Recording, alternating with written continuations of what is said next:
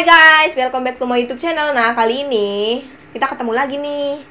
Nah, kita bakalan cerita tentang kayak yang kemarin, teror mistis 2 pendaki, cowok dan cewek di Gunung Ciremai, part 6. Aku melirik ngeri ke tanjakan yang akan kami lalui. Kabut tebal mengambang di ujung tanjakan itu, seakan gerbang masuk menuju dunia entah berantah. Orang ini memanggul karirnya dan langsung berjalan. Sambil mengucap basmalah, aku juga berjalan di belakangnya. Masuk ke dalam kabut, aura mistis langsung membekapku. Suasana kelewat hening. Tidak ada satupun suara binatang. Yang terdengar hanya suara langkah kaki dan nafasku yang semakin berat.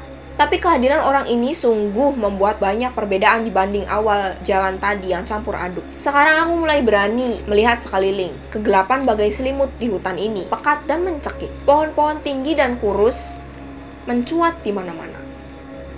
1-2 bayangan pohon besar raksasa muncul di antara tirai kabut dan semak-semak meninggi. Tiba-tiba orang itu berhenti mendadak. Dia lalu bicara tanpa menoleh ke arahku. Pikiran jangan kosong, mulai baca-baca ya. Dari jauh kulihat sesuatu bergerak mendekat dengan cepat. Kabut putih bergulung-gulung menabrak kami. Selama sedetik aku bahkan tak bisa melihat tanganku sendiri. Kabut itu hilang dalam sekejap. Diikuti rasa dingin seakan-akan memelukku. Tubuhku mulai menggigil. Orang itu masih berdiri diam di tempatnya. Aku langsung melihat apa yang membuatku tak bergerak. Seekor kelabang besar sebesar paha orang. Makhluk itu merayap pelan, melintang menghalangi jalurku. Buku-buku badannya hitam mengkilat, sulur di kepalanya bergerak-gerak liar. Aku diam mematung, berharap makhluk itu segera hilang. Alih-alih menjauh, kelabang itu malah merayap mendekat. Sulur di kepalanya baru menyentuh betisku. Ketika tiba-tiba orang itu mengeluarkan parah dan membelah kelabang itu menjadi 2, sebelah badannya menggelapar liar di tanah, sementara yang di sebelahnya justru melayap ke pahaku. Aku berteriak sejadi-jadinya sambil mengibaskan kaki. Dengan tak acuh, orang itu menarik sisa tubuh kelabang dari tubuhku, dibantingnya ke tanah lalu dibuang ke tengah semak. Dengan muka sebal, dia melirikku dari balik kacamata bundarnya. Malah masih panjang, boy, katanya sambil berjalan meninggalkanku. Nafasku hampir habis mengikuti irama jalannya. Walau menggendong karir segunung, tapi langkahnya tampak ringan. Ada sebuah pin menempel di karirnya, tapi aku tak berhasil membaca tulisannya. Dia mencolek bahuku dan menunjuk ke atas.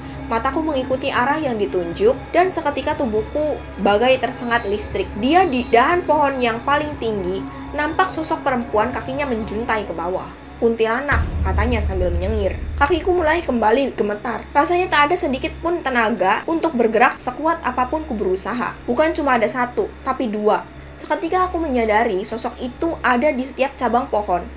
Jumlahnya puluhan mengatung di sana-sini. Hanya diam, tak bergerak, tak bersuara. Bang, tolong! Bahkan suara yang keluar dari mulutku pun bergetar. Dia malah tertawa melihatku bersimbah keringat. Dia menggamit lenganku dan mengajakku jalan. Cuma begitu aja mereka itu, gak bisa lebih. Kuntilanak gak akan nyekek lu lagi, apalagi gigit. Bisanya cuma nongol, berharap manusia yang diganggu mentalnya lemah kayak lu. Terus terang aku takjub dengan abang ini, bicara miring tentang hantu tanpa rasa takut sama sekali. Jalan semakin ke atas, penampakan muncul di mana-mana. Beberapa bahkan tanpa di pinggir jalur, bahkan hanya kuntilanak. Tapi juga banyak wujud lain. Ada yang tanpa kepala, ada yang tanpa rahang, ada yang kepalanya terbelah. Beberapa yang lain muncul dengan organ tubuh yang tidak ada pada tempatnya. Semakin aneh bentuknya, menandakan rendahnya level mereka di dunianya. Yang bisa mereka lakukan hanya muncul dan hilang, begitu terus. Kalau lu takut dengan godaan-godaan tersebut, itu menandakan rendahnya level iman lu, boy, ucap orang itu tenang.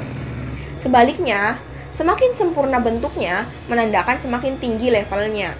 Makhluk-makhluk model begini yang wajib diwaspadai. Bukan cuma bentuknya, tapi juga pakaiannya, tingkah laku dan tutur katanya. Setan-setan yang baik adalah setan-setan yang paling berbahaya, boy, sambung orang itu. Kadang makin sulit membedakan manusia dengan setan.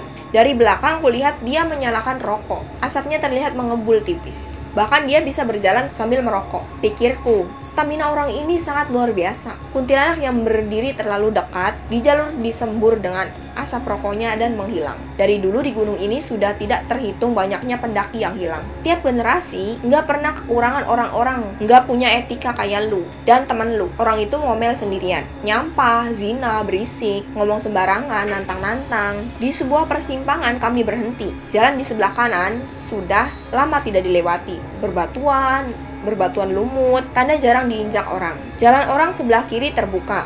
Jalurnya nampak jelas sering dilalui. Kalau lu terpaksa sendiri, jalan mana yang lu pilih? Kiri, kataku dengan cepat. Lu mati, kata orang itu. Jalan sebelah kiri ini tidak pernah ada. Di balik semak-semak ini, cuma jurang, kuburan buat banyak pendaki. Aku bersikap seketika menyadari kami tidak berhenti di persimpangan. Jalur sebelah kiri yang tadi kulihat, sekarang berubah menjadi semak belukar. Kami meneruskan jalan, semakin ke atas penampakan semakin menjadi-jadi.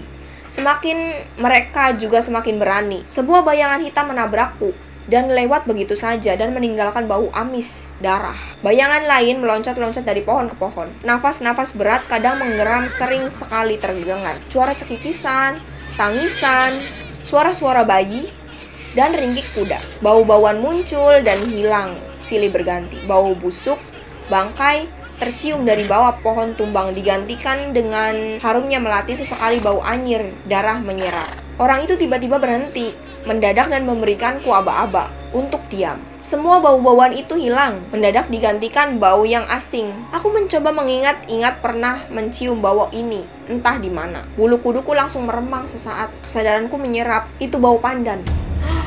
Berarti ini kalau wewe. Astaga.